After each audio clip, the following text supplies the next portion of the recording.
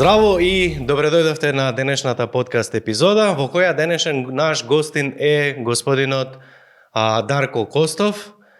Ќе зборуваме на тема бизнис, ќе зборуваме како најлесно, најбрзо да може да напредуваме во нашиот развој. Дарко е одличен, компетентен соговорник, кој што ни доаѓа од Скопје, од градежен сектор, повикана индустрија, интересна индустрија. Ќе зборуваме за различни теми, да видиме кои се тие вредности кои што значат за еден бизнис. Ќе ви дознаеме за неколку работи, а тоа е зошто кај некои луѓе се мачат да најдат кадар, кај некого се пријавуваат и одвеќе. Да видиме дали имаме и можеме да одбираме клиенти со кои што токму сакаме да работиме, делиме исти ставови, исти вредности, што значи ќе допреме до длабоко до начинот на функционирање на господин Дарко. Дарко, добро вечер и добре дојде во денешната подкаст епизода. Здраво, Александар. Голема благодарност за твојата покана во твојата подкаст емисија. Искрено чест и задоволство ми е да видам дел од твојот подкаст, бидејќи тебе како ментор те доживувам многу позитивно и си дел од мојот успех кој што го имам направено во последните 2 години. Благодарам, Даре. Сакам едно прашање. Јас и ти веќе соработуваме и се знаеме доволно, но би сакал да се вратиме малку наназад, нели? Дали можеш чисто да споделиш, нели, со луѓето кои што ќе гледат оваа епизода нормално, кој е Дарко пред започнувањето на бизнисот? Со што се занимаваше, зошто донесе одлука или како би ја почетоците еве повели? Значи вака, ќе се навратиме кога завршив средна школа. Инсистирањето на мојот родител, мајка ми, беше да ја почнам да работам, да земам една плата, да имам достоен живот и така натаму, меѓутоа нешто во мене ме тераше да запишам факултет, да се дообразувам, бидејќи сметав дека тоа е клучно за пазарот. Во тој момент јас сметам дека се изделував од групата на луѓе, бидејќи јас имав голема намера да биде посебно машинскиот факултет, посебно челичната конструкција, бидејќи тоа за мене ми правеше, ми појавуваше голем интерес како јас би работел и би уживал во тоа што го работам. Додека студирав факултет, имав неколку ситни работи, работа на шанк, работа во било некој компанија каде што, не знам, дневница да земам и така натаму, и мојата прво сериозно вработување беше во една фирма Нини-Комерц, кај што јас таму се вработив као заварувач во периодот на студирање и работев се до за дипломирање на факултетот, каде што со самото дипломирање ми понудија работа во фирмата Феромонт инженеринг. Беше малку јас и повторно од фамилијата немој, сега ти е добро, сигурна плата, кај ќе одиш, што ќе правиш. Меѓутоа, поддршката од сегашната моја сопруга, тогаш девојка, ме наведе да ја размислувам маце пошироко и да ја прифатам можноста што ми се пружаше. Во тој период јас како млад и неискусен, и за мене искрено факултетот е добра работа кај што имаш некоја основа. Меѓутоа ако ќе излезеш на пазарот на труд, не се работи колку знаеш, него се работи на кој начин и како ќе го покажеш твоето знаење, и не е се во знаењето техничко, него има и други работи, други аспекти кај што ти се многу важни во работата. Во мојата струка инженерска многу слабо кој го разбира тоа. Посебно економија, трговија, политика, да речам, се е тоа неколку различни аспекти кај што ти мораш да го продадеш тоа што го правиш. Не можеш туку така. Голема благодарност ќе кажам и до мојот бивши собственик Илија, собственикот на Феромонт, кој што заедно со неговиот татко, кој што има фамилиарен бизнис, ми помогна, ме насочија, ме упатија, како да кажам, вложија во мене труд, енергија и време, каде што јас за возврат дадов се од себе што имам, и се трудев се што можам повеќе да завршам за нив. Врз основа на тоа, јас стекнав голем круг на луѓе, пријатели, познаници во секторот, во струката, надвор и така натаму, каде што ние почнавме да разговараме на одредени теми. Мене ми се роди идеја за отварање на собствен бизнис, не дека ми беше лошо таму кај што работев. Мене ми беше супер. Јас ги имав сите работи што ми се потребни за еден човек да функционира. Меѓутоа, мојата идеја не ме држеше таму кај што сум. Се почувствував дека веќе не можам да творам во таа организација, бидејќи станува збор за сериозна фирма во металопреработувачката. Станува збор за сериозна фирма во металопреработувачката дејност, кај што мораше да има крути правила за да може таа маса на луѓе некако да се спроведе. Така да, идејата што ми се роди во себе, пробав да најдам начин кој ќе биде наједноставниот начин за јас да се насочам кон луѓето, а не кон работа. Значи, мене ми беше важно јас да оформам фирма, како да кажам, да направам едно здружение на луѓе кај што мојот акцент ќе го ставам на моите луѓе, не на широката јавност, и не можеше, беше посилно од мене, така да јас се одлучив и веќе фирмата постои 2 години, каде што сум на пазарот и сметам дека сум влезен во посериозни проекти. Супер. И значи донесуваш одлука, започнуваш свој бизнис, така? И како изгледа почетоците? Како растевте полека? Вака, мора да кажам една работа само. Човек која ќе отвори бизнис ради идеја е нешто магично, чудна работа. Ја го размислував тоа, начини, математики правев, се тоа како би изгледал финансискиот дел. Меѓутоа имаше една вечер, предходно јас тебе те упознав на еден бесплатен семинар. Ќе дојдеме до тоа. Да, окей. Меѓутоа те упознав и ти ни кажа што треба да запишеме цели и така натаму, кај што ја предходно не сум го знаел тоа. И имаше една вечер, нереално беше за мене да заспеам, таква енергија, адреналин, од ништо, нормална семејна вечер кај што треба да си легнам и утре да идам на работа. Се станав од кревет, само запишав од тетрадка дека ја за 6 месеци од денес ќе отворам фирма. Точно датумот од кога го запишав тоа, точно неколку дена пред тој рок, јас основав фирма и почнав да го правам тоа што го правам. И се сеќавам буквално како да беше вчера, бевме во хотел Долче, имаше 60-70 на луѓе и она пошто тебе те запамтив, бидејќи беше десно, ако се сеќаваш, на средината на првата маса, цело време ми беше некако како замислен, запишуваш, за разлика од другите кои што беа поактивни, покомуникативни, едни со други, да кажам, нели, во смисла на маса како што стоеја по двајца-тројца. И цело време ми праќаше сигнал како да ни нешто бегам од темава, да не премногу зборам. И јас до тебе те гледам и јас се преиспитувам.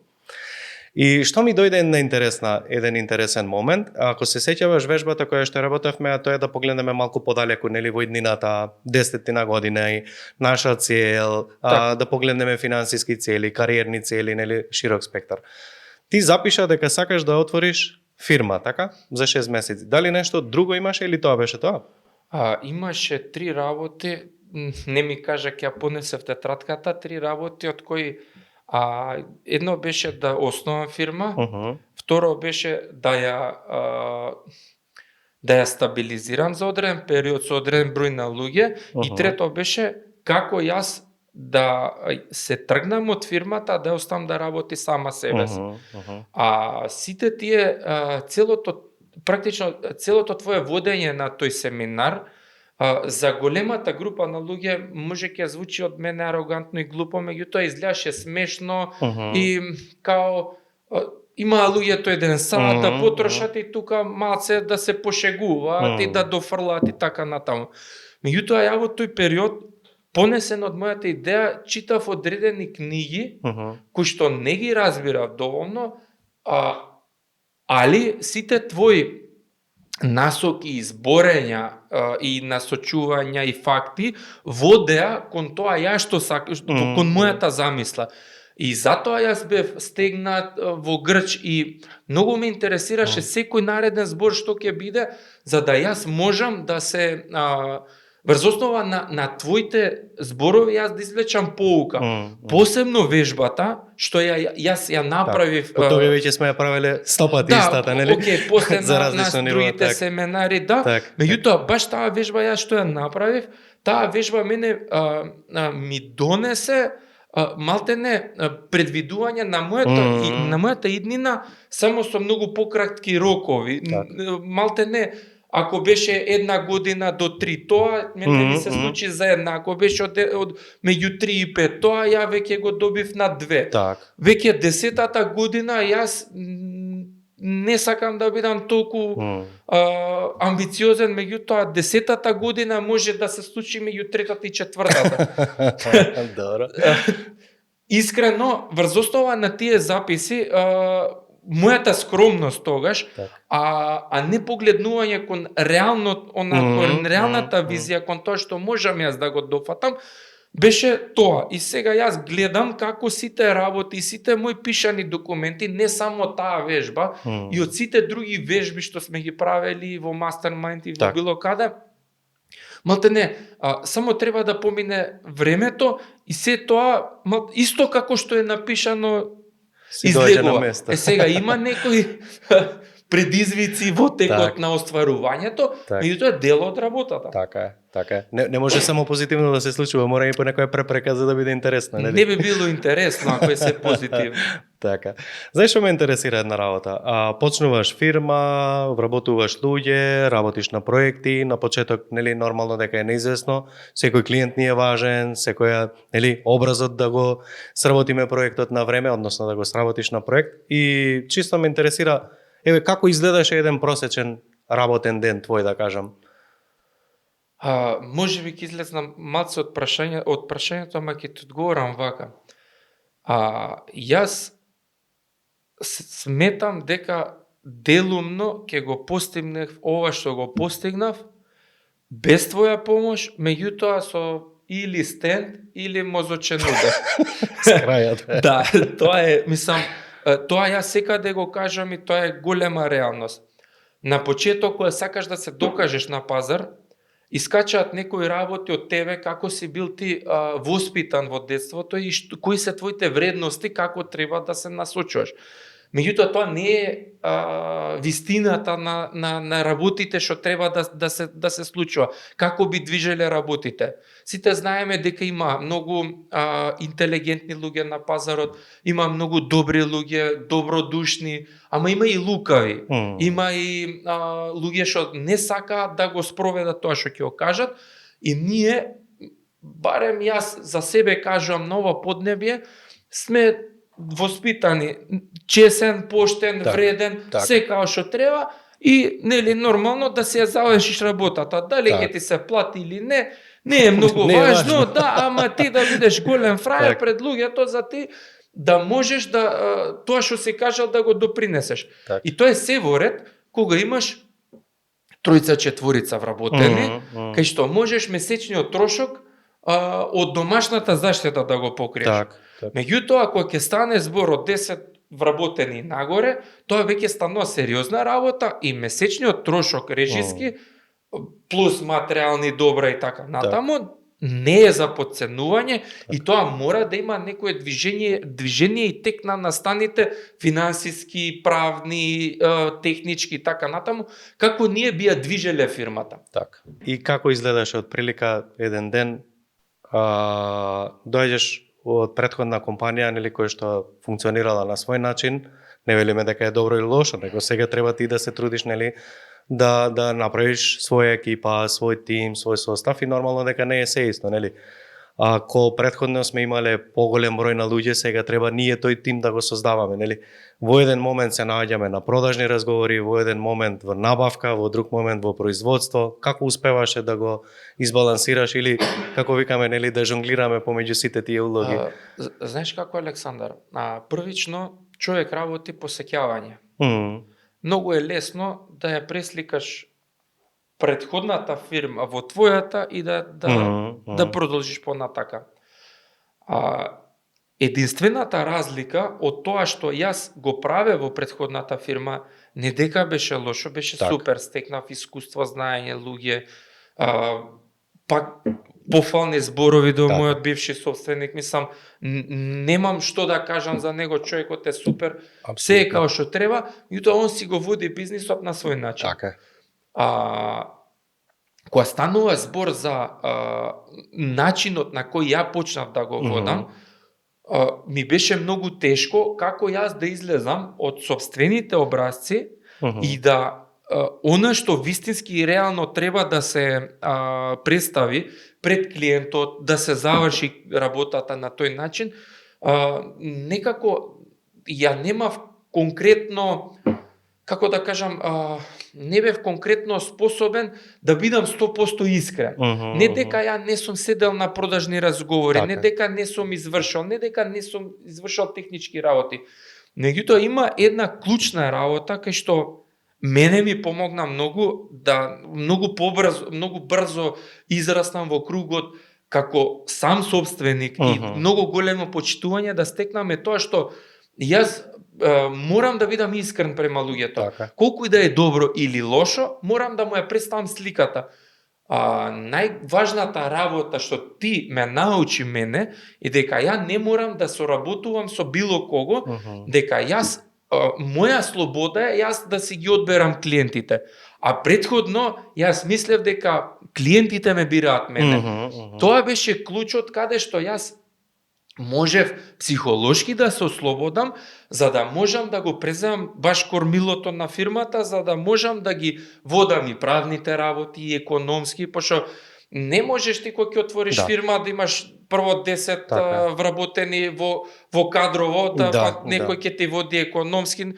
Прво тоа ја што го правам, не го знае секој. Јас денес имам луѓе уште на обука кои што економските делови уште се советуваат со мене, техничките делови, правните и така натаму, бидејќи стекнатото мое знаење и искуство во мојата бранша не може адвокат да го платам ја и он да ми помогне, него ја треба да му образложам што треба да напише.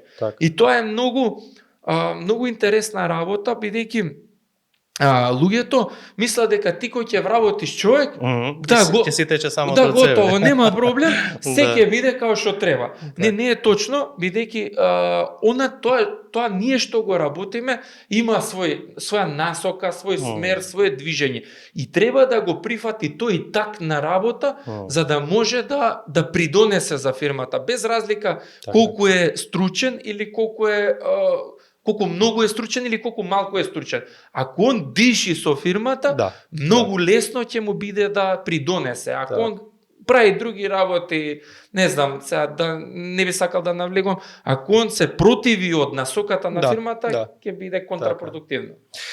И доаѓа период, тоа беше пред веќе 2,5 години, септември, во првата беше Mastermind група учесник, ако се сеќаваш, така? Да. Тоа беше почетоците, имаше чест да бидеш од првата група.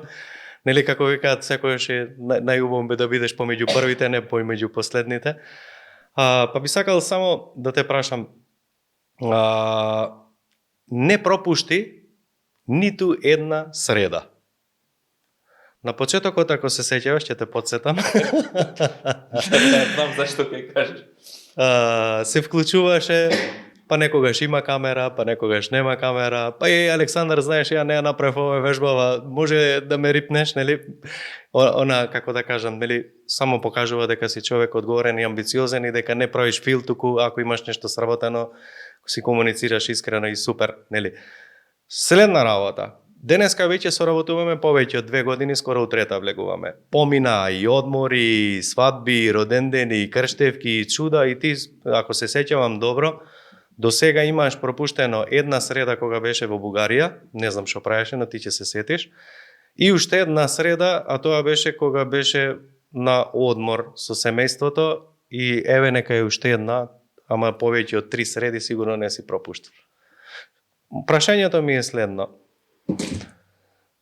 Пред Мастермајнд си работеше на еден начин и главно знам дека препреката беше како сега од полека од техничко лице, од Дарко инженер, од Дарко менаџер, од Дарко склучувач, организатор на нештата, нели? Полека да се префрлиме во нов идентитет, а тоа е окей дека е Даре инженер, окей е Даре дека има супер проекти позади него, луѓето му веруваат и се, но полека да се префрлиш во тој нов идентитет Дарко собственик. Што мислиш дека по тебе беа најважните предизвици, да кажем, за да се префрлиш, да кажем, да изградиш еден нов идентитет, а тоа е Дарко предприемач? Чи вака, Александар, ние имаме разговарано на еден од Мастермајнд сесиите, кај што јас ти имам кажано дека јас бев спремен, јас се чувствував многу сигурен во она што го работам, во техничкиот дел. Меѓутоа, ја практично замислив дека ми треба човек што ќе ме води, што треба јас да направам во бизнис секторот.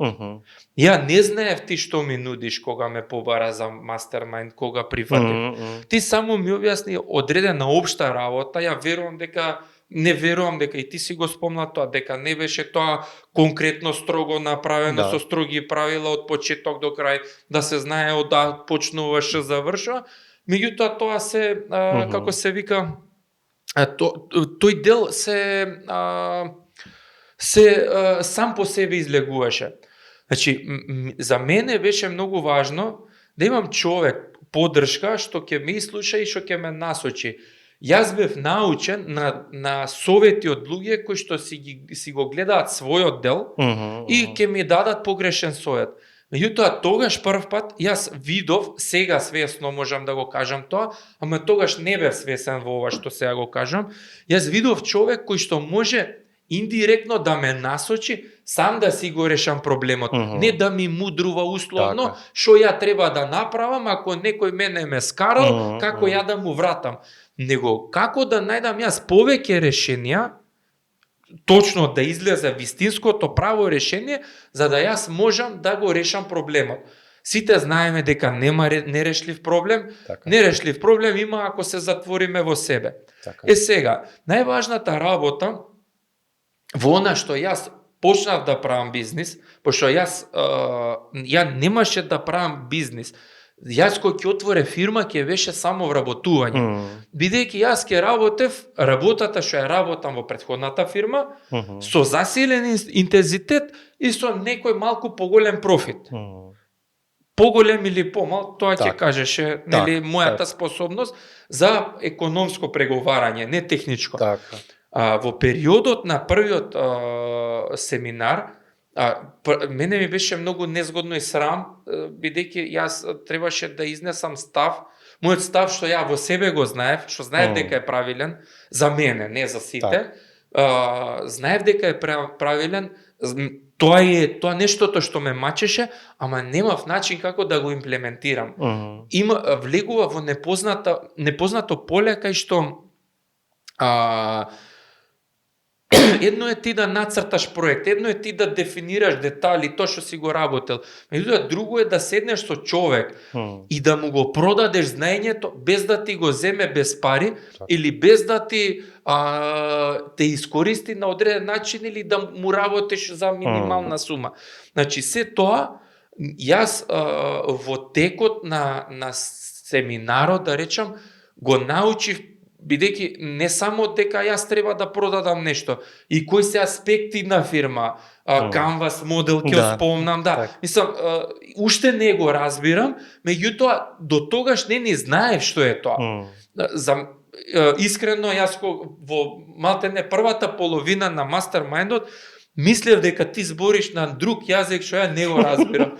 Секогаш ми беше чудно, тешко, многу сум се повлекувал во себе, многу сум размислувал, бидејќи ти тоа што го збориш е реално, има логика за мене, ама е нешто многу ново и многу тешко со некој, иако збореше многу народски, одредени термини беа многу тешки за сваќање и јас сум човек се доека не ја свати суштината, не може да превземе чекор.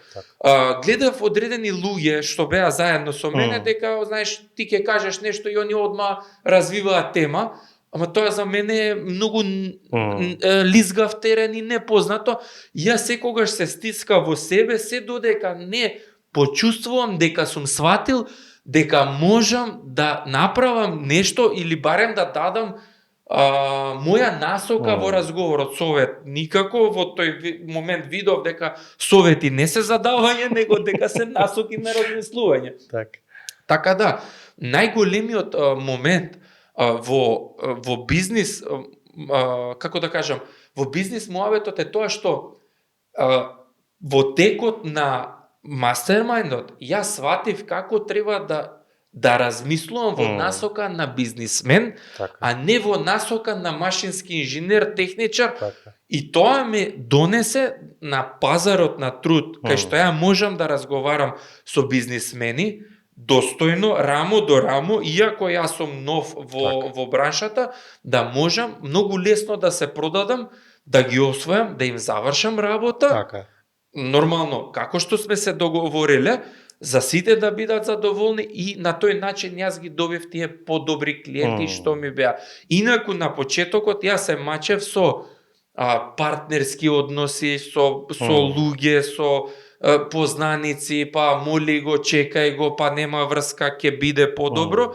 Меѓутоа се тоа ми требаше голем период да сватам дека нивните образци на начин на постоење се додека не прифаќаат одредена насока или барем во одреден период не почнат различно да разговараат и размислуваат, дека они нема да се сменат.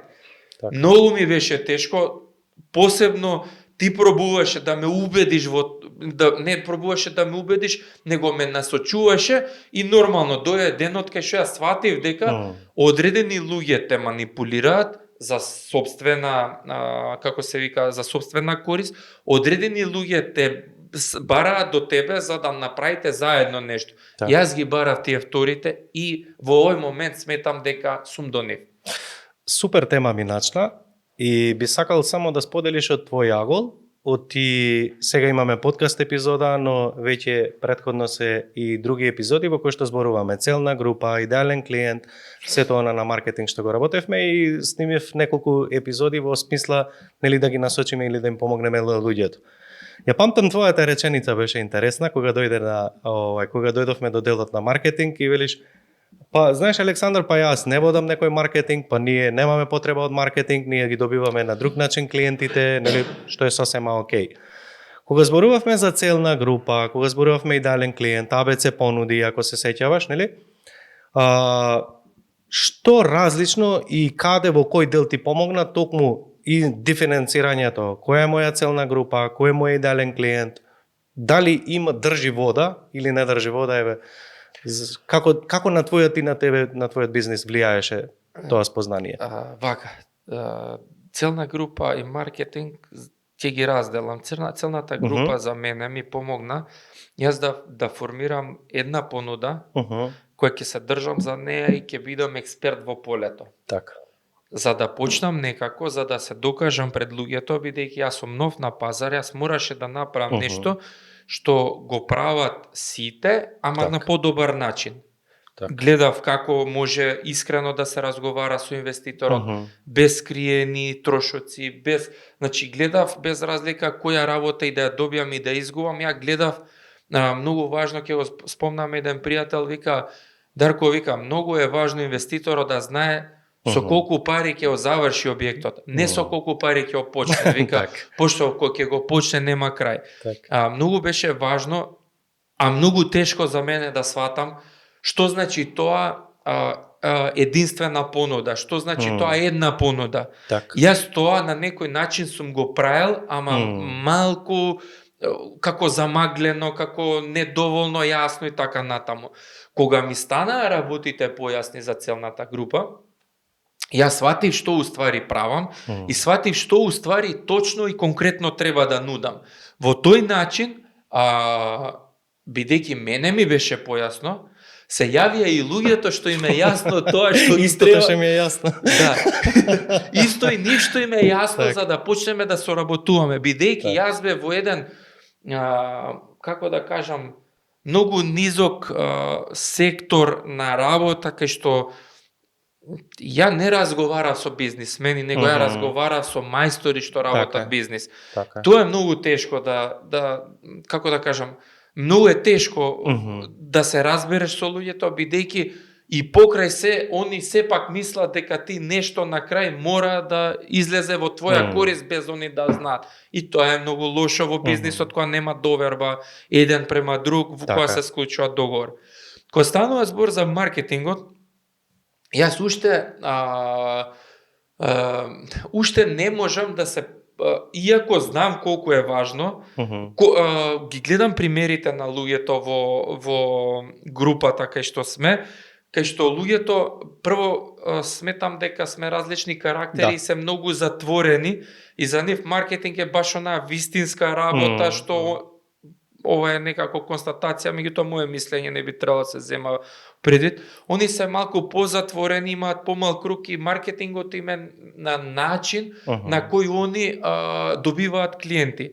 Јас би требало да го направам тоа, во овој момент мислам дека не ми треба, иако знам дека ми треба. Кај мене мојата јака страна е нетворкингот, она што го разговараме, разговарањето со луѓе, ме има секаде, така ја добивам работата, препораки, секој објект ми е подобар и подобар, јас се трудам да биде задоволен инвеститорот и така натаму.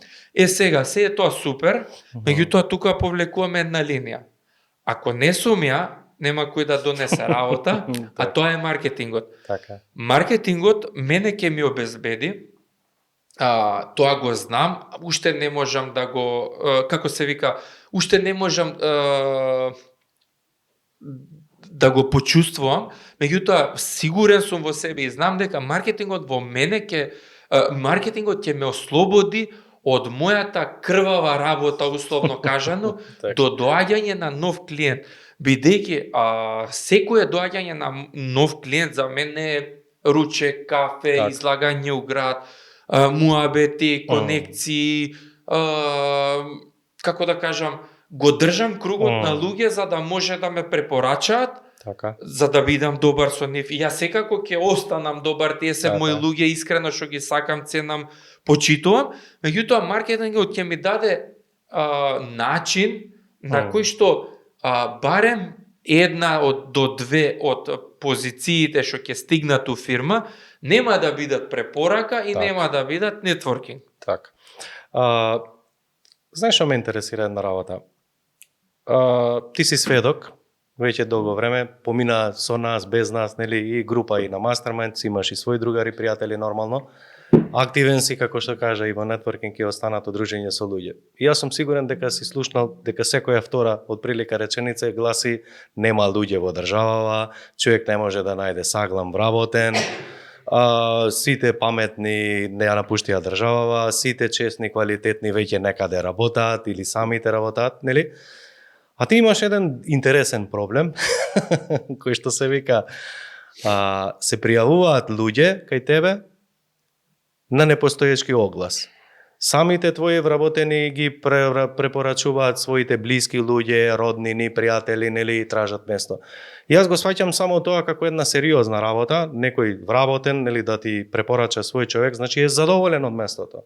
За да некој ти препорача пријател, утре ќе бидат колеги, нели? Повторно, значи е задоволен од тебе, од институцијата која што си ја создал. Што е тоа твојата тајна, како кај тебе се пријавуваат на непостоечко место,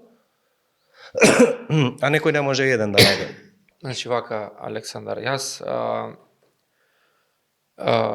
мојата идеја за отварање на компанија не беше пари, богатство, не знам што. Мојата идеја беше како јас од себе да дадам повеќе за луѓето околу мене. Одредени луѓе го препознаа тоа и првите луѓе што дојдоа да работат, знаејќи или не знаејќи во што ќе биде, бидејќи се работеше за прво, второ, трето вработување во фирма, не знаеш кај си, условите катастрофални, погон под кирија, алат, се снаоѓаме, позајмувам од пријатели, значи ние немаме ништо, ја имам пари да купам работнички, само за да не одиме по тренерки на објект. Толку. Меѓутоа, мојата визија е многу јасна и многу важна кога станува збор за луѓето, е тоа дека ако ние сите сме луѓе, без разлика дали е инвеститор, вработен, не сакам да деградирам позиции работни, хигиеничар, директор, за мене све е тоа исто. Јас разговарам со сите луѓе колку што може на исто ниво. Нормално, некој треба да разговараш попросто, некој посложено. У глобала, јас сметам дека сите ние луѓе носиме една душа и дека како што се договарам јас со бизнисменот, што ќе склучам договор, кој што ќе работиме неколку месеци и јас ќе обезбедам плата, финансии, материјали и така натаму, јас истото тој начин на разговор, јас го правам и со мојот вработен, кој што го сметам за мој партнер. Моите вработени, за мене, не се обични вработени. Они се за мене мојата сила, моето, како да кажам, мојот интегритет, мојата самодоверба, све. Зашто? Јас кој ќе кажам, фирмата Metal Construction и Consulting може да ја сработи таа работа. Ја не кажувам дека ја можам да одам, бидејќи ја треба да кројам, да заварувам, да брусам, да фарбам, да монтирам, да бушам, све да правам. Ја тоа, како еден човек, не можам сам да го направам. Нема толку време, 24 сати се во текот на денот. Јас ги сметам моите луѓе партнери. Кој подобар мајстор, кој полош, кој поинаетлив, кој како да кажам, попитом и така натаму. Меѓутоа, сите ние носиме одредена мака и одредена добра страна во нас. За мене е, јас да го почитувам како личност и да го сметам за равноправен на мене, на мојот инвеститор, на било кој што ќе го сретнам, за он да се почувствува дека е вреден. Не само јас да направам да он да се почувствува дека е вреден, него вистински ми значи неговото мислење за тоа како е мојот однос према него. Кој ќе тргнеме манипулација на страна, нели, нормално секој пробува да направи одредена глупа работа, меѓутоа, кој ќе станува збор за честен, искрен начин на разговор, мислам, не постои не се купува таа релација со пари. Не можеш ти човек да го надплатиш. Можеш месец-два и после пак ќе биде истото. Не можеш ти на човек да му претиш. Не е тоа време, не е индустријално општество кај што луѓето трчаат и мора да работи. Значи, човекот треба да јас, бидејќи сум го викнал кај мене, да он одвои свое време во текот на денот, да он сработи во интерес на фирмата, он жртвува дел од себе. Ја морам да го почитувам тоа. И тоа не е случајност, како кај мене во фирма, таткото го вика синот да работи, мајсторот го вика братучедот, бивши колеги, има муабети меѓу фирми, кај што искрено треба да дојдат, сите услови, веќе, ја тоа што го зборев на почеток, малтене моите први вработени и сегашните се амбасадори на моето однесување. Они кажуваат точно што јас сум им ветил и што сум исполнил. До сега имало работи кои што ја не сум можел да ги исполнам. Нели, ја не сум се моќен. Апсолутно. Меѓутоа, за мене е многу важно на човек да му кажеш во старт дека не можеш да му ја завршиш работата. Не да му дадеш лажна надеж. За он можеби ќе му биде тешко, ама ти нема да го држиш во неизвестност, он ќе си најде друго решение Така. на проблемот. Така. На тој начин, на таа искрена комуникација, како било инвеститор, како било вработен, како било добавувач, нели, некогаш ќе закасниш со врски, како ти имаш прво достоинство да кажеш дека имаш мака, дека некогаш е и добро, нели, иде работа, супер е, Така. па ќе седнеш, не може ти да кажеш 100 пати не чини побрзо работете. Да. Има период во годината кај што ќе тргне работата, монтираме се. Као што се фалам на пријатели, сме монтирале 70 тона во еден ден. Да. Така треба да ги пофалам и моите колеги дека Да, не ги дечки монтирал свака Дарко, ти е час, 70 не сам. бев ја, Така е. да, ја бев Точно. со вас, да. Точно. Меѓутоа, вие го монтиравте тоа. Точно. Вие бевте мојата закрила, како да кажам, мојот поттик, моето све за ние заедно да го направиме тоа. И на крај сите работи искачаат глатко, зашто луѓето веруваат во мене, ја верувам во нив. Така. И тоа е многу едноставна релација. Да, додека те слушав, те слушав внимателно, ми звони во уше вредности. И овие се вредности со кои што, не знам, или се раѓаме, или ги добиваме патем, но некаде во позадина ми звонат зборовите вредности кај тебе, а тоа е почитувај ги луѓето, не им прави нешто што не сакаш да ти права, почитувај ги, нели, и си склон кон луѓето. И имам една констатација, а ти процени дали сум грешка или во точно, дали реално се должи твојот, да бидеме реални, твојот успех не е нешто што секојдневно се прави, нели, со 2 вработени, па за 2 години, не знам, 20 вработени, па надворешни добавувачи, па промети, пати 5, пати 10, да не зборуваме какви сериозни проекти работиш, сепак тоа е успех кој што релативно за кратко време малку луѓе, барем за мене познати, го постигнале. Зборот ми е следен. Ќе бидам директен. Дали е реално твоите вредности за почитувај ги луѓето, не им прави ништо што не сакаш да ти направат, е впрочем твојата тајна за успех, оти јас сум сведок дека Дарко од 25 до 1 е сосема друг Дарко. Дарко од 25 до 1, кога имаше периоди, некој плаќа одложено, некој задоцнил, некој не зеза, некој пролонгирал, во пракса никогаш не се одвиваат работите се по план, но Дарко е еден од ретките кој што го знаев, помеѓу 25 и 1 го уклучуваше мозокот баб во трета и викаше нема шанса, мора све да биде на време. Биди слободен и поправи ме ако грешам. Значи, вака, Александар, прави го тоа што сакаш да ти го прават на тебе, е работата што е фундаментална за се ова.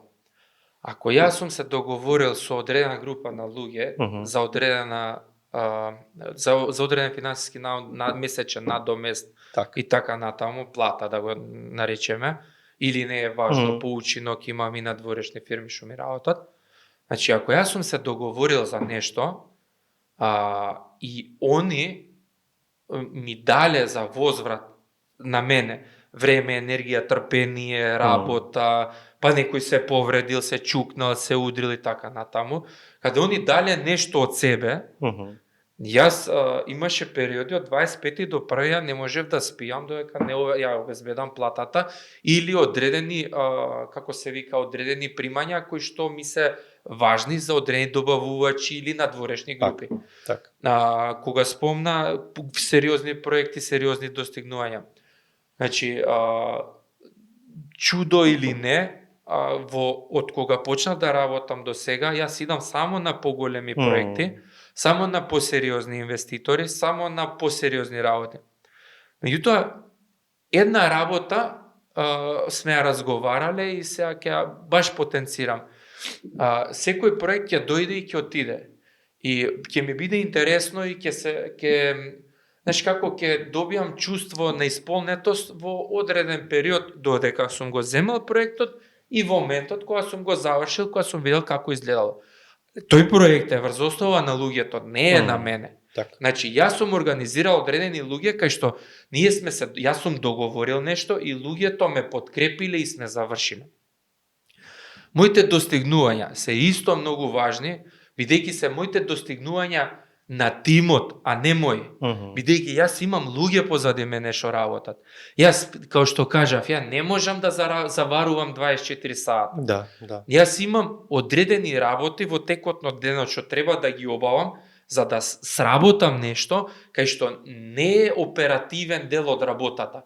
А оперативниот дел тече без никаков притисок, без јас немам шеф над глава. Да. Оперативните луѓе работат самостојно. Јас малтене во еве ќе кажам 70 до 80% од случаевите кога ќе отидам на терен, а идам например еднаш на 2 недели или кога ќе имам потреба ако има некој решение на проблем да помогнам нешто, јас сум секогаш изненаден колку е сработено врз основа на она што сум замислувал. И пак ќе кажам, акцентот не е до мене. Акцентот е до правење на тимот кој што е компактен за да ги направиме тие достигнувања. И мојата најголема вредност што мене ме движи во бизнисот, не се проектите, не се финансиите, се чувствата на луѓето, инвеститори или вработени, кои што ми ги даваат на мене, тоа е благодарност, почитување и така натаму, кај што мене повеќе ми значат од се друго. За мене е многу поважно да видам задоволен инвеститор него профитабилен објект. За мене е поважно ја да потрошам уште 10-20% врз основа на примањето на човекот, за он да не се осети дека е запоставен, деградиран или било што, само неговиот морал да биде на големо ниво, кај што он ќе биде лојален кон мене како што сум ја према него. Ја не барам ништо повеќе од тоа. Значи, мојата енергија што ја внесувам во човекот, само сакам, и тоа е реалност, се остварува, да биде возвратена. Так. Само мислам дека клучот на мојот успех, ја не измислив топла вода, металопреработувачка дејност има еден куп фирми у Македонија. Так. Јас знам фирми што 20 години не може од 10 на 12 вработени да направат, или што варираат 10 па 50 па 10 па 70 како има па 20. проекти, па да. Како има проекти. Меѓутоа за мене е важно овие луѓе што се дојдени кај мене и што одвоиле дел од своето време и енергија, да јас бидам нивни партнер во животот, во нивниот живот, не во работата.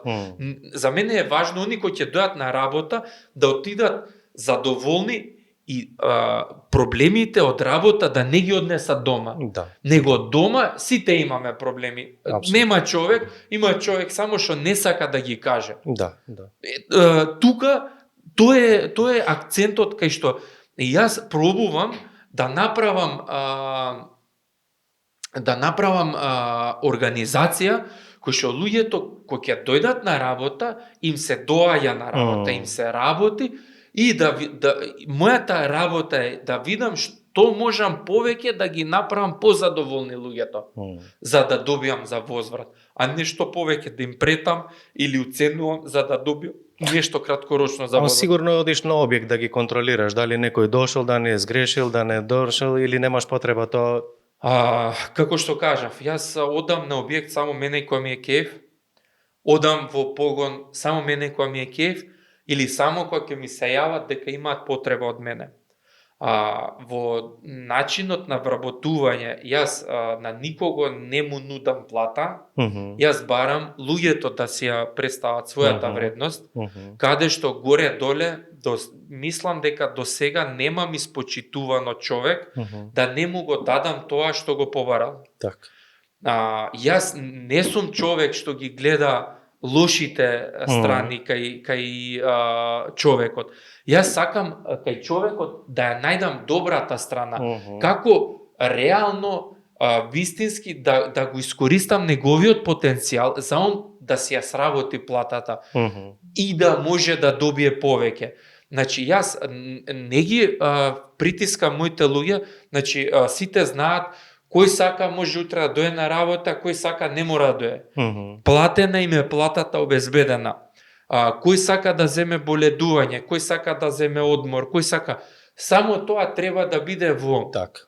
како се вика, во координација со тимот за да не трпи работата. Јасно, јасно. Се друго мене не ми е важно кој колку работел, кој колку што направил.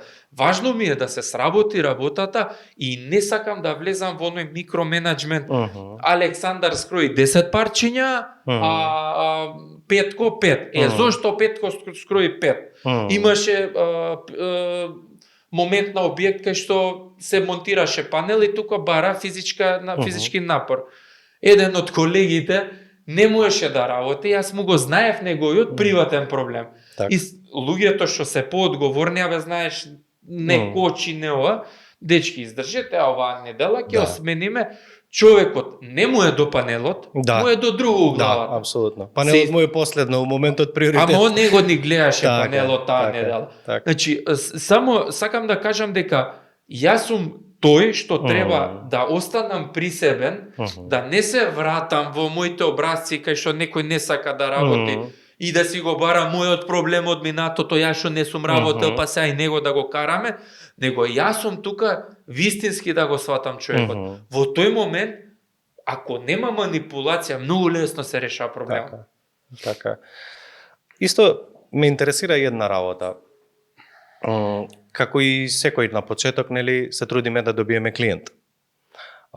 Имаме различни договори, различни преговори.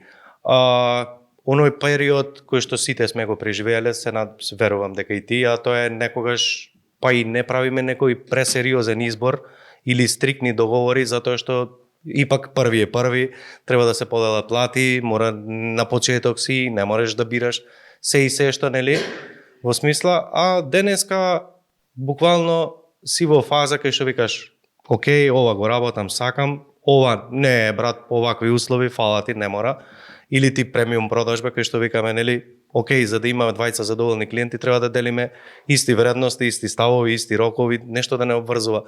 Што се промени од тоа, да кажам, да дојдеш до фаза кај што викаш, окей, ова е нешто што работам, ти давам гаранција, ова е мојот збор, тимот стои позади, ако ти одговара на овој начин, супер, ако мислиш да правиме циркузи, експерименти и да се лажеме, фала не. Што е тоа што се промени кај Дарко? Кога ќе отвориш фирма, јас мислев дека треба да земеш било која работа и да му ја завршиш најдобро намерно. Меѓутоа, тука има еден дел кај лукавоста, кај човекот кој што не секој објективно и искрено размислува врз основа на твојот договор. Така. Имав големи проблеми, наплати, така натаму. Малте не, тоа ми останува као 10 клиенти еден годишно да го промашам.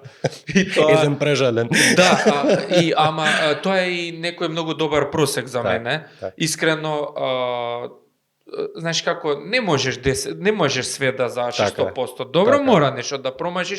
Кога сме свесни дека мора да има кикс, тогаш ни е полесно и многу посвесно размислуваме. Сега, кога станува збор за добивање на клиент, благодарение на тебе и многу благодарение на групата на Mastermind, кај што ние на почеток разговаравме, меѓутоа со текот на времето ние имавме искрени разговори кои што се многу важни и кои што никој на никого не гледаше како пречка, како да кажам, ривалство и така натаму. Значи ние се зближивме и станавме едно. Што значи тоа? Ако некој, бидејќи јавев реално многу на почеток и голем дел од луѓето го има преживеано тоа тие мои глупости, да речам, со клиенти. Благодарение на тебе и на групата, јас станав свесен дека се работи само за самодоверба и искреност во преговорите, кој што треба да му пружиш вистинска вредност на клиентот. И, многу важно, треба да оцениш дали клиентот е спремен да работи со тебе. Опа, ова е сосема нешто друго. Да, гледај сега, тука е тоа интересното. Ако ти идеш да разговараш со несвесен клиент, твојот договор мора да се расшири многу во рамки, многу непознати, многу, како да кажам, многу неважни работи што преќутени, спомнати, прикриени, кај што на крајот од денот мене не ми останува ја да не ги завршам. Мгм. Тоа се, знаеме, финансиски проблеми. Так. Нели, непредвидена работа, друга, трета работа, ова станува збор дека треба да ја платиш. Так. За жал или за среќа, јас секогаш бирам да ја платам, Мгм. да ја завршам, него ли да остане лош збор за мене. Так. Кога добив самодоверба и кога сватив што е она премиум понуда и кога сватив што е мојата целна група и кога ставив рамка на мојот договор до каде можам да одам и до каде не сакам ни да помислам, се јавија одредена група на луѓе кои што се спремни да работат бизнис. Така. Не се спремни да завршат објект, него се спремни бизнисмени. Мгм. Во тие бизнисмени, ние се што договоривме на маса, Мгм. дури не и писмено, него усно, сите тие работи ги испочитува, бидејќи имаат интегритет, луѓето се на пазар, не им е важно за некоја ситна финансиска надомес и така натаму, него тоа што кажал он и тоа што сум кажал ја, дали е на хартија или не, на крај се спроведува. И многу е важно што таа нова група на луѓе сваќа дека мојата услуга мора да чини одредена сума на пари, бидејќи јас му тргам дел од неговото време и ја му вршам работа кој што он не може да ја заврши. Така. Со несвесни луѓе ова не може да се разбереш, он мисли дека го крадеш, дека го лажеш, дека не знам што му правиш и цело време има некоја чудна енергија кај што и тоа што си го кажал, мислиш дали да го кажеш, како ќе те свати. Па не како ќе те свати, ќе го испреврте, ќе го сврти од негова корист. А не секогаш добронамерното кажување искача на крај дека е вистина добронамерно, некој помислува дека сакаш и да му направиш лошо. Значи, ако добро те разбрав, фер предприемачи постојат, фер инвеститори постојат. Има луѓе кои што ја ценат и твојата работа, и твојата понуда, и твојата екзекуција или производство, монтажа, и твојот тим. Значи има луѓе со кои што може да се работи, да се почитува договорено, да се запазува рокови. Не идеализирам, боже мој, ќе заварне снег, мора да допре проектот ден-два, значи или не знам што, мора да има некакви си отстапки во ред. А од друга страна, постојат и луѓе на кои што едноставно, колку и да им збориш, буквално им е џабе. Патот ќе му го отвориш, тој едноставно не верува. Му викаш дека може и на поинаков начин, повторно ти да верува, да кажам. Истото време, истото енергија, само некој гледа на државава дека не може да се работи, дека не е поштено, дека се некој некого ќе зезне, дека ова нема народ пари, дека у Македонија не може да се успее, дека мора на такви некои ситни игри, или всушност сум во грешка, еве, што е твоето искуство? Вака, има нели, сега има многу видеа за само развој, книги, подкасти и така натаму.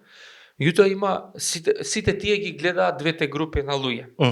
За мене ја ги делам луѓето на две групи. Луѓе што бараат проблем во решението и луѓе што бараат решение на проблем во решението. Да. И тука уствари е целиот проблем. Ти не му дава неговата психологија или како да кажам, не му се дозволува он да ти верува, па макар и да биде извисен. На крајот од денот, не можам ја да сум ти у главата и што ќе направиш со мене. Јас само седнувам, разговарам со тебе и за мене оставам на Бог што ќе биде понатака. Ја не можам да си правам у главата 300 филмови како ти ќе ме зафркнеш, ќе ми подметнеш, ќе ми наместиш, бидејќи тоа мене ме носи во друга насока на размислување и нервоза. Во нервоза ја не можам да креирам, него барам човек да се скарам. Така. Ја барам само некој кај што има проблем уште да му докажам кај е проблемот, дека нема решение. Кој ќе седнеш со луѓе кои што се со отворен ум, кои што знаат дека не се најпаметни на светот, знаат дека можат да научат у кафе муавет, знаат дека може да научат од прошетка и така натаму, со нив е многу лесно.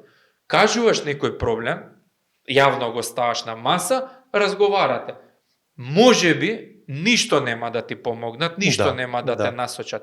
Меѓутоа, доволно е нивната енергија, бидејќи се присебни, тука се со тебе, сочувствуваат и така натаму, може самиот разговор да те наведе тебе на решението, бидејќи си опуштен, Така.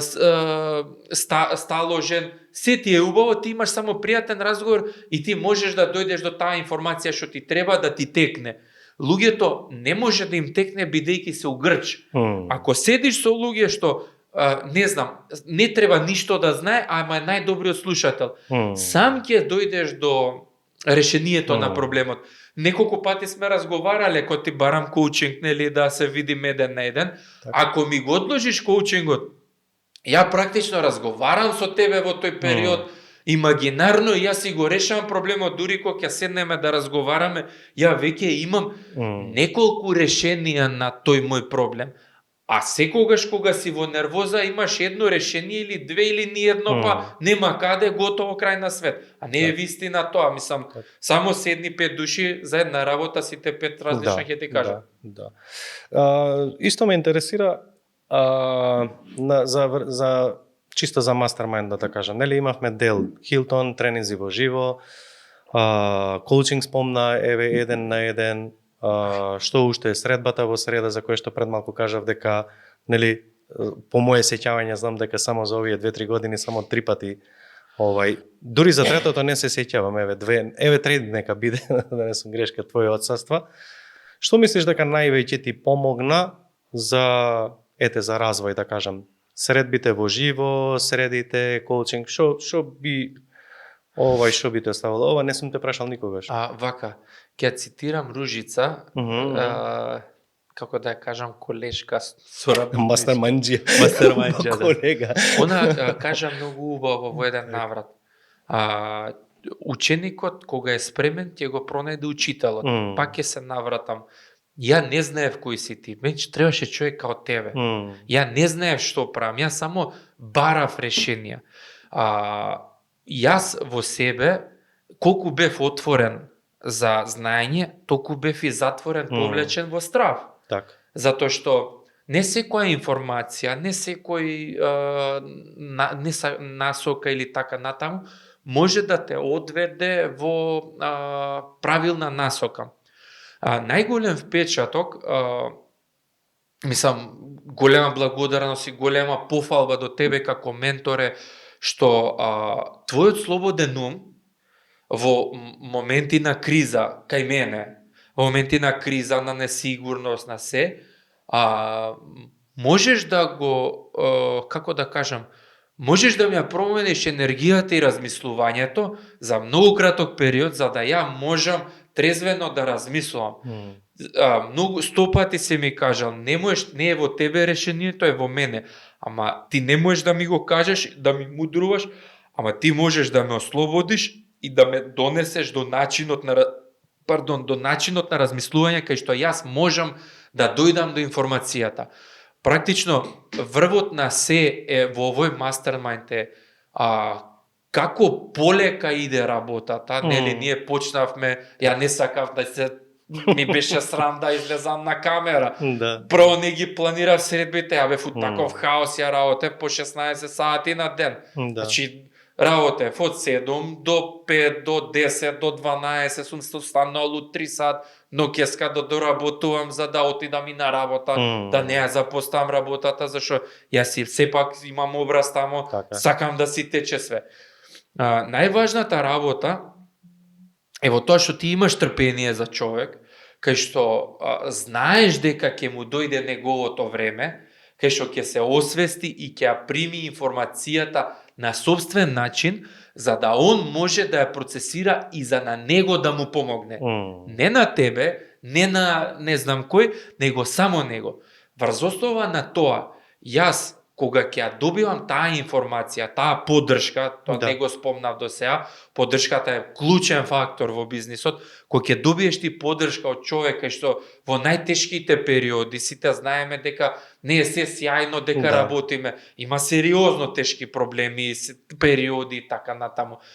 Во тој период, кога ќе ти мене ми покажеш, насочиш, и јас да ја видам светлата страна, и јас да се охрабрам и да продолжам понатака, уште посилно или со истиот интензитет, за да јас ја сработам работата, па се што треба да си дојде, тоа е уствари клучот на твоето менторирање и на замислата на мастермајндот кој што ја има да му помогне на човек. Јас ова пробувам да им го објаснам и на мои пријатели и на мои познаници, меѓутоа само со вакво прашање јас можам вака да им објаснам на луѓето баш она што вистински сакам да го пренесам, бидејќи на кафе муавет ти пробуваш нешто, ама ќе ти одвлече внимание, ќе те насочи погрешно и уствари тука доаѓа недоволната информација. Меѓутоа, кој ќе ги трнеме се поддршката на групата, твојата поддршка, твојата насока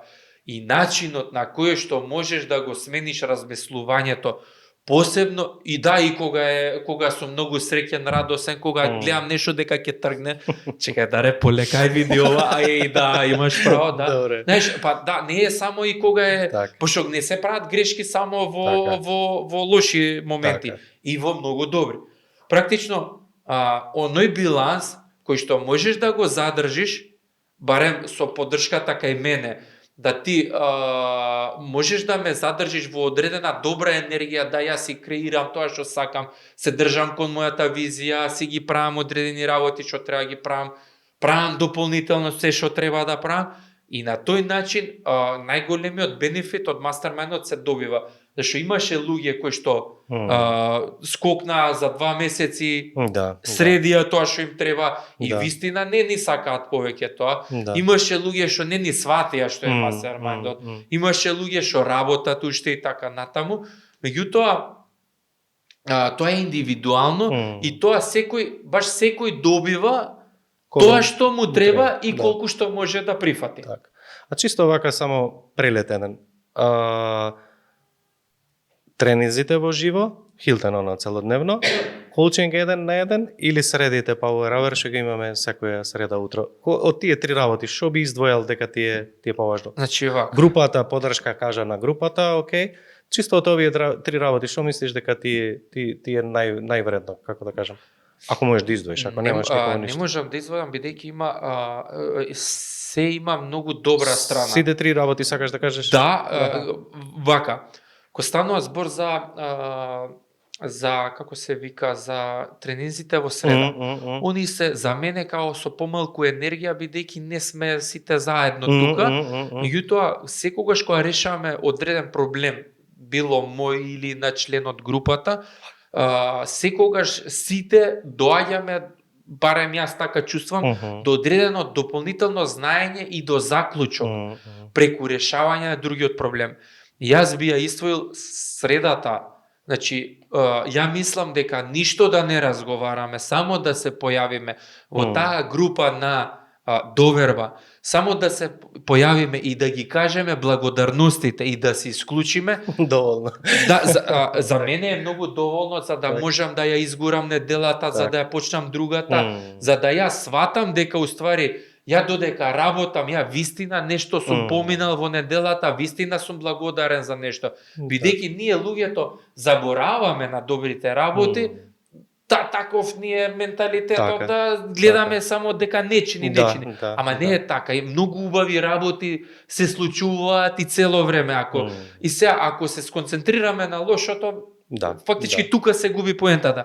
Кога станува збор за коучингот, Хилтон, кога станува збор за Хилтон, иако е долго, иако е исцрпувачки, малте не можам ништо да правам после тоа, тотално сум без енергија, без ништо, значи ја можам само едно кафе да пијам после коучингот и дома ни жена, ни деца, не можам скроз.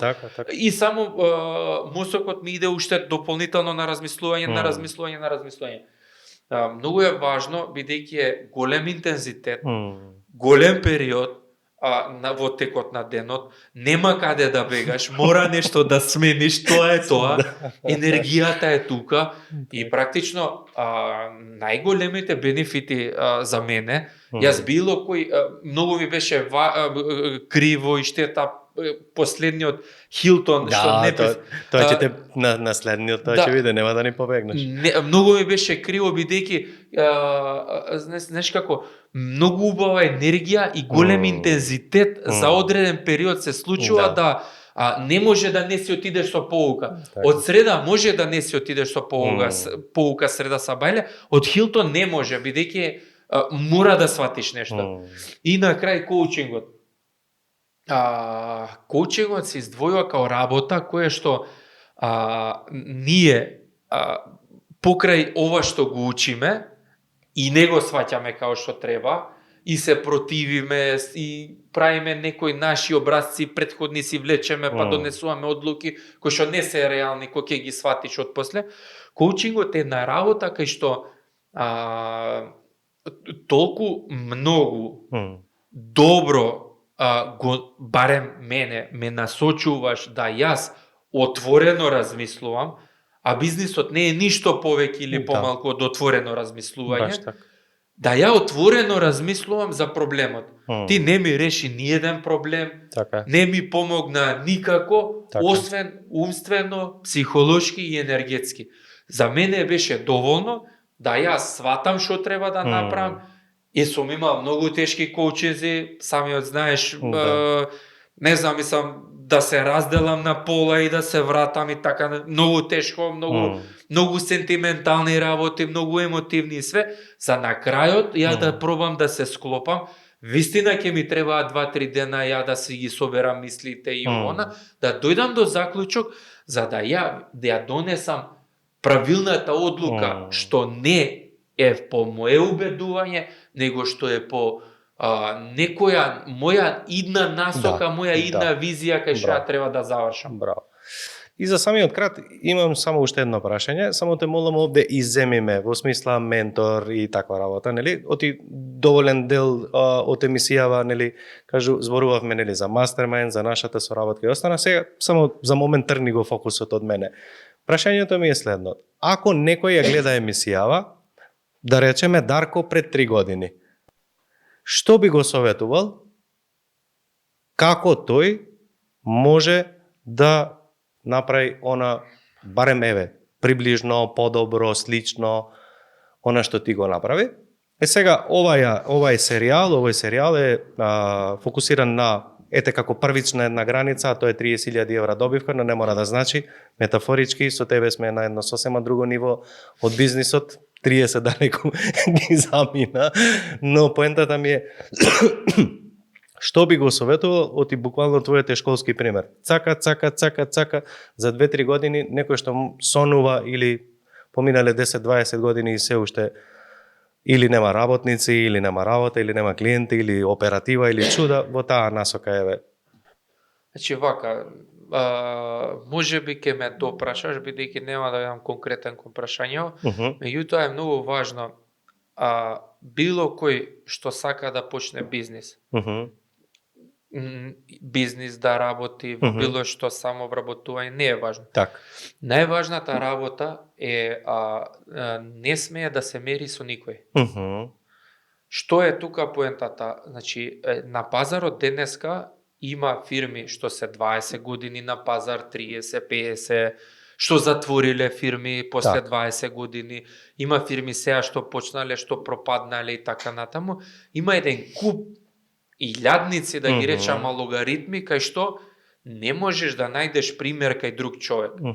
Единствена работа е, треба ние како луѓе сме уникатни, како мене, нема никој на светов. Јас во тоа, покрај сите книги што ги имам прочитано, јас сум убеден.